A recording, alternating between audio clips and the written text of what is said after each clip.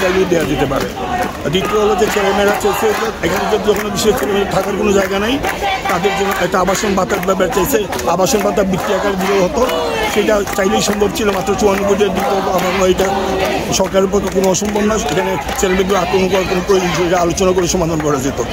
আমরা দেখতে পাচ্ছি ইউজিসিকেও বিপদে, ইউজিসিও বাজেট কাটতে করছে, আমাদেরও বাজেট কাটতে করছে। আমলারা যাচ্ছে তাই করছে, আমলাদের দৌরাত্ম আগের মতো এখনও চলছে। আমলাদের দৌরাত্ম চলতে দেওয়া যাবে না, আধুনিক রাষ্ট্রে আমলাদের দৌরাত্ম চলতে পারে না।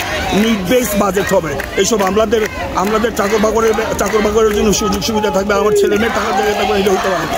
আমার ছেলে মেয়েদের অন্তত বেঁচে থাকার অধিকার আছে, তাদেরকে বেঁচে থাকার জন্য যা দরকার তা দিতে হবে। ধন্যবাদ।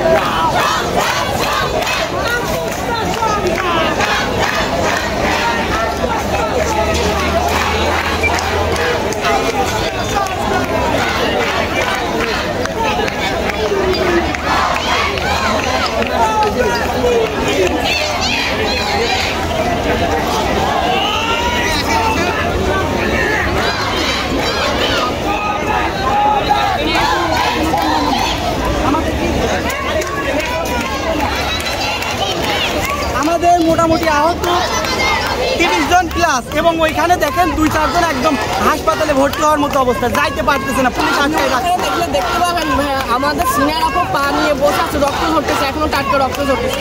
আমাদের পার্কের মধ্যে সিনিয়র ভাইরা ধরে আছে, তারপরে এখনো হুশ ফেরা নাই। তার কি অপরাধ করছি আমরা? আমাদের তো ন্যায্য দাবি নিয়ে আমরা কত বলছি।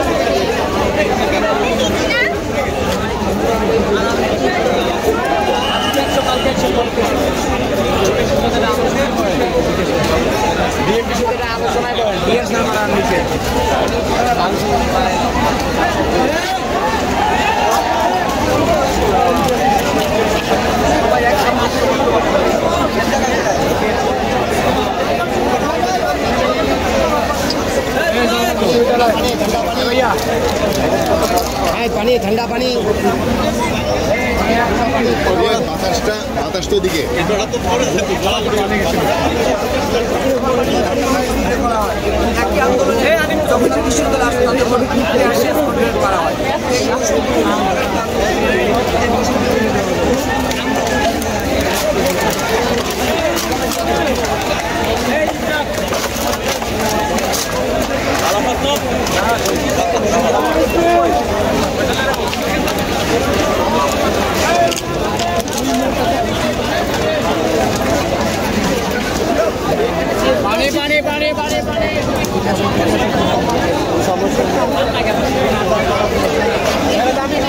সামনে